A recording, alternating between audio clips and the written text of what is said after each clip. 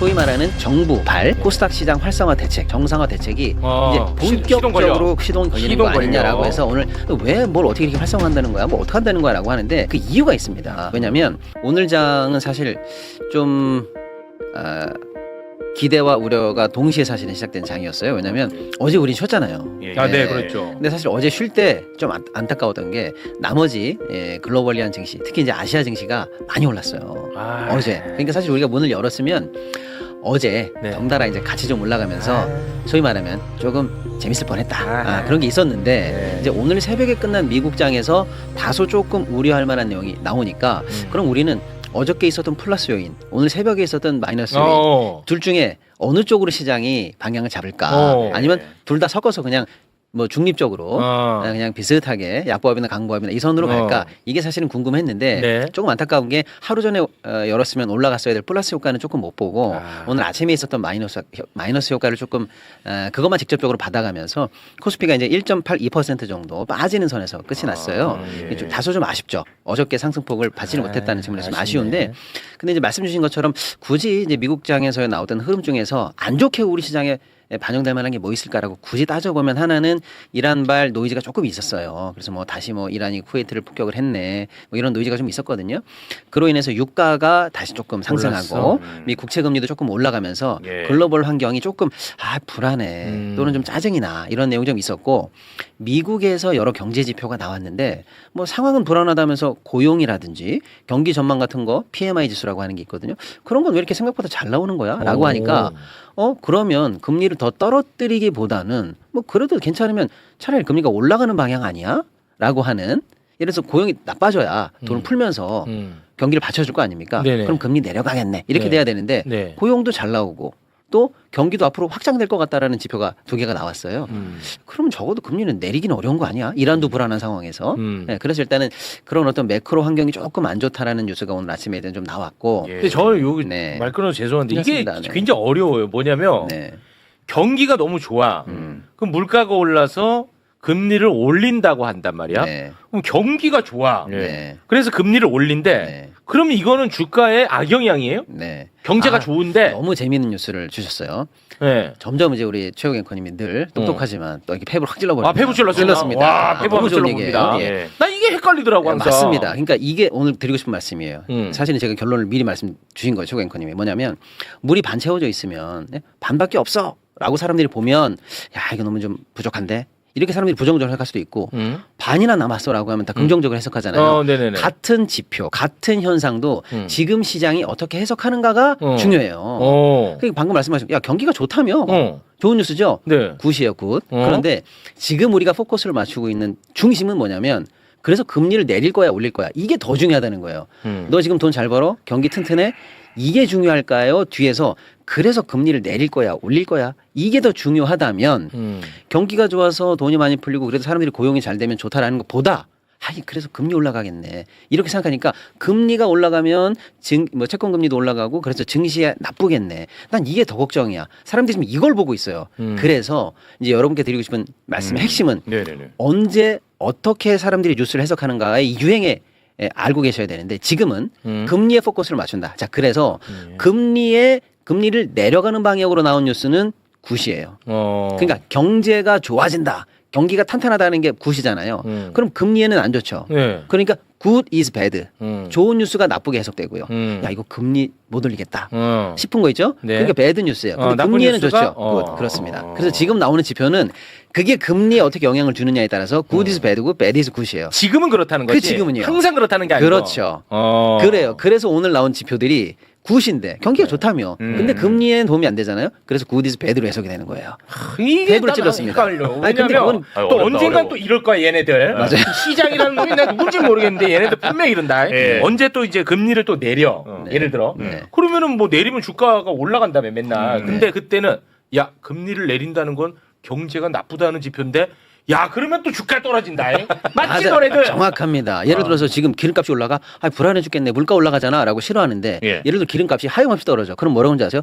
기름 안 사나 봐, 공장들 멈추나 봐, 경기 침체 예고인가 봐 이래가지고 또 나쁜 떨어진 유가를 나쁘게 해석해요. 바로 그겁니다. 그래서 지금 시장이 보는 경우에 따라 포인트를 보시는 거죠. 경우에 따라 다른데 네. 지금은 금리에 주목할 필요가 있는 그렇죠. 시장이라는 그렇습니다. 거죠. 그래서 금리에 도움되는 뉴스는 굿, 금리에 도움되지 않는 뉴스는 배드 이렇게 해석하면 돼요. 이거는 항상 헷갈렸는데 알겠습니다. 그래서 오늘 그런 어떤 금리에 도움되지 않는 소식이 몇 개 나왔고, 네. 그다음에 이제 아까 우리 부장님 말씀하신 것처럼 미국에 있는 한 회사 브로드컴이라는 회사가 실적은 잘 나왔는데 비교적 근데 앞으로 우리 돈 더 벌 수 있어라고 화끈하게 시장에다가 쉽게 말하면 청사진을 화끈하게 내주길 바랬는데 그냥 뭐 변변한 정도를 얘기하니까 왜 그거밖에 못 벌 것 같아? 라고 하니까 이거 꺾이는 거야 뭐야? 라고 하는 두려움이 생겨서 미국 장 끝나고 나서 15%가 빠졌어요. 근데 그 15%가 빠지는 모습을 보면서 우리 장이 열리니까 우리가 이제 좋은 흐름으로 출발을 못했다 이렇게 볼 수가 있고. 브로드컴은 뭐 만드는 회사인데요? 엔비디아 같은 회사라고 봅니다. 반도체 설계하고 주문해서 만들어내는 회사인데 이제 약간 고객 친화적으로 니네들이 만들어 달라는 거 다 만들어줄게. 약간 이런 느낌이에요. 엔비디아는 우리가 만든 거 사라. AI 필요하지? 이런 느낌이면 네. 얘네들은 야, 너 이거 필요하지? 내가 설계해서 이렇게 만들어줄게. 약간 이런 느낌으로 보시면 되는데 네. 얘네들이 확실하게 늘어나지 않으니까 조금 걱정은 됐던 건데 근데 이제 미국 시장도 브로드컴은 빠졌는데 마이크론이라든지 샌디스크처럼 반도체 만드는 회사죠. 우리 삼성전자나 하이닉스랑 비슷한 회사들. 네. 얘네들은 올랐어요. 오. 그러니까 한꺼풀 더 들어가 보면 그래 뭐 니네들끼리는 조금 다소간에 힘들어도 반도체 관련해서는 크게 나쁜 뉴스가 없는데 이렇게 볼 여지가 있는 거죠. 그래서 우리 시장이 오늘 어떻게 방향을 잡을지가 궁금했는데 조금 한 템포 쉬어가는 정도로 시장이 오늘 소화를 했어요. 정도. 예, 그래서 마이너스 1.8 정도면 사실은 뭐 요즘 최근에 일어났던 변동성 구간에 비하면 뭐 한 템포 쉬었다 이 정도로 일단 마무리하고요. 네. 다만 그렇게 한 템포 쉴 동안 다 빠지는 게 아니라 마침 코스닥은 또 오늘 2% 이상 상승하면서 거기서 쉬어갔으면 코스닥을 다시 한번 이렇게 돌아보는 이런 흐름이 나왔다는 건 좀 긍정적이에요. 왜냐하면 코스닥이 요즘 아무리 좋은 호재가 나와도 아예 코스닥 할 때가 아니야. 삼성하이닉스 같은 주도주에 올라타야지라고 해서 호재로 취급을 못 받아요. 옛날 같으면 이 정도 호재면 상한가 3번 가야 됩니다. 이거는 10,000원짜리 가격은 쳐줘야 됩니다라고 했는데 옛날 같으면 그 가격을 쳐줄 만한 호재가 아니야 5,000원만 쳐줄게 라든지 상한가 3일 가야 될 호재가 하루 가고 이제 소멸된다든지 이런 흐름이 있었거든요. 그러니까 그러다 보면 너무 코스닥의 생명력이 좀 약해지는 거 아닌가. 아예 그러면 수급의 씨가 마르는 거 아닌가라는 좀 걱정을 했거든요. 네. 근데 오늘 다행히 코스피는 다소 쉬어갔습니다만은 그 부족한 흐름을 코스닥으로 돌리면서 코스닥이 좀 올라가는 모습을 좀 보여냈어요. 그런 모습에서 조금 한쪽과 한쪽이 플러스 마이너스 효과를 좀 냈다. 예, 오늘 뭐 그런 장이다라고 하는데 예, 오늘 장 일단 이렇게 정리해 보겠습니다. 네. 이 돈이라는 게 어찌됐든 간에 이렇게 제한이 있으니까 네. 주도주가 확 오르면은 작은 데에서 오를 만한 이슈가 있더라도 네. 이게 안 오르는 경우가 많이 있나 보군요. 정확합니다. 그게 이제 주도주로의 쏠림인데 이게 어느 정도로 강화 집중되느냐에 따라서 사실은 빠질 종목이 아닌 거나 아니면 호재를 받아야 될 종목에서도 차라리 거기 있는 것보다 딴 데로 가는 게 나라고 해서 이유 없이 빠지고 수급이 한쪽으로 몰려가는 현상. 이게 최근에 나타나는 현상이거든요. 그래요? 예, 그나마 근데 오늘은 주도주가 다소 쉬어갔기 때문에 쏠림이 한쪽이 막히고 그러니까 다른 쪽을 이제 쳐다보면서 코스닥도 예, 나름 상승하는 모습을 보여냈다. 이렇게 말씀드릴 수 있겠습니다. 아유, 너무 좋습니다. 뭐 젠순왕은 뭐 혹시 뭐 좀 행보에 문제가 생기거나 그런 건 없습니까? 젠순왕은 오늘 저녁에 우리나라에 네. 오고요. 네. 예, 내일 알려진 대로 성수에서 삼겹살 소맥 회동을 하기로 되어 있고요. 네. 참석자 명단이 대충 나왔는데요. 네, 뭐 현대, SK, 네이버 회장들과 일단 만날 걸로 보이고요. 그래서 일단은 뭐 서민적인 모습들 이제 보여낼 걸로 보이고 그 다음에 이제 저번에 말씀드린 것처럼 뭐 유키즈, 그 다음에 두산 베어스, 시구, 맞아. 뭐 이런 행사를 하고 네이버 사고? 예, 그리고 신들의 대화라고 지금 일컬어지는데요. 예, 롤의 황제, 페이커. 페이커. 만난다는 소식이 또 전해지고 있습니다. 페이커랑 둘이 왜 만나요? 그러게요. 아무튼요. 그런 얘기가 일단 있고 그 다음이 이제 사실은 좀 의미가 있는 건데 우리나라 이런 건 이제 사실은 이제 뭐랄까 좀 사진 같은 거고요. 실제로 어떤 회사와 어떤 협력이 얼마나 이루어질지가 이제 관심 아니겠습니까? 네. 아까 그 삼겹살 회동에 있는 회사들은 구체적으로 그럼 어떤 협력 모델이 나올지 일단 관심을 모으고 있고요. 또 하나 우리나라에 로봇 관련한 스타트업들과의 또 만남이 따로 예정이 되어 있어요. 그러니까 한국 로보틱스 관련한 회사들을 왜 만나는 걸까라고 해서 업계는 혹시 조심스럽게 엔비디아에 직접 투자가 나오는 거 아닌가라고 기대를 하고 있기도 합니다. 왜냐하면 엔비디아는 단순히 이제 AI 칩만 만드는 가속기만 만드는 회사가 아니고요. AI 생태계 안에서 전방위적으로 시작부터 끝까지 A부터 Z까지 우리가 다 하겠다라는 비전을 갖고 있어요. 그래서 도움되는 회사가 있으면 직접 투자해서 사버립니다. 적어도 지분이라도 넣어요. 그래서 그 생태계 안에서 어떤 식으로든 다 먹겠다라는 전략이니까 로보틱스? 그럼 한국에 괜찮은 회사가 있으면 우리가 직접 투자할까? 이런 움직임이 이번에 가시화되는 거 아닌가라는 기대도 또 모으고 있고요. 그다음에 이제 네이버라든지 두산은 본사 사옥을 직접 방문해가지고 모종의 협력을 또 강화시키지 않을까 이런 지금 이제 기대를 모으고 있습니다. 네. 그 주가에 어떻게 지금 반영되고 있어요?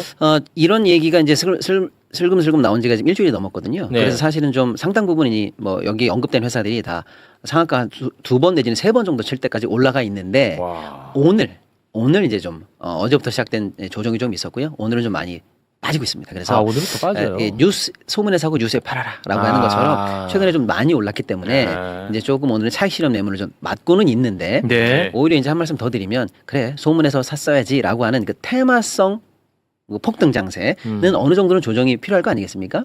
그런 것 때문에 다소간의 조정은 합리적이라고 보이는데 아까 말씀드린 것처럼 진짜로 엔비디아 향 어떤 매출이 잡힌다라든지 협력 관계가 나올 수 있는 회사들이 제가 볼 때는 몇 개 있거든요. 네네네. 그 회사가 덩달아 빠지고 있어요. 근데 그건 아니다. 충분히 가능성 있는 회사도 있기 때문에 좀 과도하게 기대감을 빠지는 거고. 가지고 있어도 좋은 회사들도 있다. 이 말씀 드리겠습니다. 알겠습니다. 그다음에 오늘 그럼 제가 잠깐 뭐 한 5분만 더 네. 쓰면은 아까 코스닥이 오늘 좀 많이 올랐어요. 이런 얘기 했잖아요.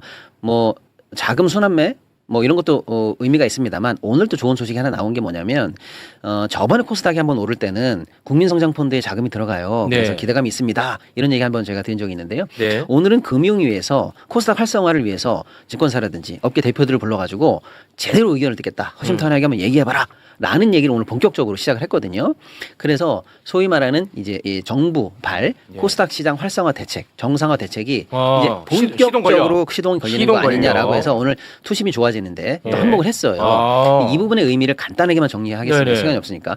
왜 뭘 어떻게 이렇게 활성화한다는 거야? 뭐 어떻게 한다는 거야라고 하는데 그 이유가 있습니다. 왜냐하면 이렇게 생각해 보세요. 만약에 최우 앵커가 이제 매불쇼를 잘 하고 있는데, 예를 들어서 여기서 하고 있는 코너가 하루에 4개씩 하면 일주일에 한 20개 코너가 있을 거 아닙니까? 네. 그러면 야, 매불쇼를 살리자. 그래가지고 모든 출연진에게 성과급, 출연료 2배 인상 딱 이렇게 해서 매불쇼를 그러면 살리겠지라고 해보면 어떤 부작용이 났냐면 잘 되는 코너에 있는 출연진들은 더 열심히 하고 흥이 나서 막 더 열심히 준비하는데 사실은 저 코너는 조금 아리까리한데 시청자 반응도 안 좋고 해서 문을 닫아야 될 코너도 있을 텐데 거기까지도 덩달아서 자금이 들어가니까 판별이 안 되는 문제가 생겼던 거예요. 뭐냐면 과거에도 코스닥을 살리겠다라는 대규모 정상화 정책이 나온 적이 몇 번 있어요. 2004년, 2013년, 2018년 등등등 있었는데 지금 다시 생각해 보니까 왜 약발이 이렇게 오래 안 갔나 봤더니 사실은 퇴출돼야 되거나 자생력이 없어야 되는 애들까지도 그 수혜를 덩달아 받으면서 시장 전체가 그냥 덩달아 올라갔다가 분별 없이 덩달아 빠지는 효과를 냈다는 거예요. 어떤 느낌인지 아시겠죠? 그러니까 최진봉 교수님한테 너무 출연료 많이 드린 거야. 뭔 말인지 알지 너? 시장에서 이미 평가 내려졌단 말이야. 예. 근데 어떻게 한번 좀 돈 들이면 뭐 성과가 좀 나올까 싶어서 더 드렸는데 이거는 웬걸? 뭐 아무튼요. 그래서 자생력을 상실한 퇴출돼야 되는 코스닥이 무분별하게 살아남는 부작용을 만들어 버린 거예요. 좋다. 그래서 이번 정부가 하고 있는 코스닥 정상화 조치는 그런 부작용에 대한 철저한 반성적 고려가 깔린 것 같아요. 그래서 기대를 모으고 있는 거예요. 그래서 몇 가지 말씀드리면 소위 말하는 동전주라고 해서 1,000원도 안 되는 회사들이 있어요. 주가가. 적어도 상장 회사인데 주가가 1,000원도 안 되고 아이스크림 값도 안 된다는 게 말이 안 되지 않습니까? 그런 것들은 바로 정리한다. 동전주 퇴출. 그다음에 뭐냐면 지금 몇 분기 연속으로 적자 내고 있는 회사들 정리해. 그렇습니다. 아니 돈도 못 버는데 어떻게 투자자한테 우리 회사 주식을 믿고 투자하십시오라고 시장이 올라갈 수가 있겠습니까? 연속 적자 이거 못 고치면 퇴출. 너무나 중요하죠. 그다음이 시총이 어느 규모가 안 돼서 쉽게 말하면 강남 아파트 한 채 살 돈이면 그 회사에 상장되어 있는 유통 주식을 다 살 수 있어요. 말이 안 되지 않습니까? 그런 정도 소규모 유통량이라든지 시총밖에 안 되는 회사가 올해가 되고 있다는 게 말이 안 됩니다. 그렇죠. 그래서 이런 종목들을 청소하겠다는 게 핵심이에요. 그러니까 옛날처럼 잘했네. 지원을 할 텐데 그 지원을 받아서 다 살리기 전에 청소해서 버릴 거 버리고 살릴 걸 살려서 시장을 이쁘게 만들어 놓은 그 다음에 지원하겠다는 그렇지. 그 로드맵이 지금 가동되고 있다는 거예요. 잘한 거다. 그게 빨리 되면 언제 되느냐? 7월 1일부터 현재 앞두고 있습니다. 오, 얼마 안 남았죠. 하네. 예, 그래서 오늘 딱 선거 끝나자마자 정부가 또 업계 다 모여봐 이런 얘기를 가동하니까 네. 아 이제 코스닥도 뭐 되려나 보다 하는 그런 기대감을 좀 가지고 있을 수 있다 이렇게 말씀드리고요. 그 다음에 저번에 한번 살짝 말씀드렸는데 코스닥을 1부, 2부, 3부 리그로 나눕니다. 네, 예, 그래서 그렇죠. 1부는 프리미엄, 2부는 스탠다드, 3부는 약간 관리 이렇게 나눠서 적어도 많은 투자자분들이 코스닥 안에서 프리미엄에 있는 회사 정도 되면 이거는 확실히 검증됐다. 회사 규모, 거버넌스, 그다음에 이익도 낼 수 있고요. 그런 걸 검증된 회사들 일부에 딱 만들어 놓으니까 네. 분별하는데 어려움 없이 투자하실 수 있게 그렇지. 해놓겠다라는 거고요. 두 번째는 이렇게 분별을 해놔야 퇴출되지 않기 위한 자생 노력이 강화된다라는 거예요. 그래서 퇴출되기 싫으면 2부로 올라가고 싶으면 또 1부로 올라가고 싶으면 자생적인 노력을 해 이렇게 말씀드릴 수 있는 거고요. 두 번째, 개인들이 너무 많이 투자하는데 연기금이라든지 이런 투자자들이 지속적이면서도 좀 롱텀으로 네. 확실하게 수급을 채워줘야 되는데 뭘 믿고 투자하냐라고 할 때 일부에 투자해 그럼 우리가 봐줄게 라고 하는 장기 롱텀 기관 자금들이 들어올 수 있는 루트가 돼요. 자, 그래서 이런 것들이 지금부터 한 달 안에 이제 어느 정도 제도가 마무리돼서 7월 1일부터 시행될 예정이 있거든요. 네. 이런 흐름이 이제 코스닥 정상화하는 흐름이다 이렇게 보시면 되고. 근데 그거 시행하려면 뭐 법을 바꾸는 거예요, 아니면은? 어떤 거는 뭐 법사항도 있습니다만 대부분이 거래소 규정이라든지 이런 걸로 이제 바뀔 수 있거든요. 예. 그래서 지금 현재 규정 개정이라든지 시행 초안 정도 마련하고 있고 마지막 문안 정리하기 위해서 지금 업계 의견을 듣는 겁니다. 이렇게 보시면 빠르다 되겠습니다. 속도. 네, 네, 알겠습니다. 그러면 코스닥은 지금 굉장히 안 올랐잖아요. 너무 많이 안 올라서 사실은 상대적인 박탈감들을 많이 느끼시죠. 심하죠. 같은 기간 동안에 코스피를 넣었으면 뭐 2배, 3배 올라갔을 텐데 네. 코스닥을 보유하고 있다는 이유만으로 오히려 마이너스 뒷검쳐가지고 상대 수익률 고려해 보면 그 격차가 더 커져가지고 네. 굉장히 지금 사실 코스닥 때문에 소가리를 하시는 분들이 많으신데요. 이런 정책적 지원이 숨쉬지 않고 빨리빨리 돼야 됩니다. 네, 그래야 이제 코스닥도 희망이 생기니까요. 그렇겠네요. 네. 근데 또 행여나 정리하는데 내가 갖고 있는 거 위주로 다 정리될까봐 좀 걱정도 됩니다. 네.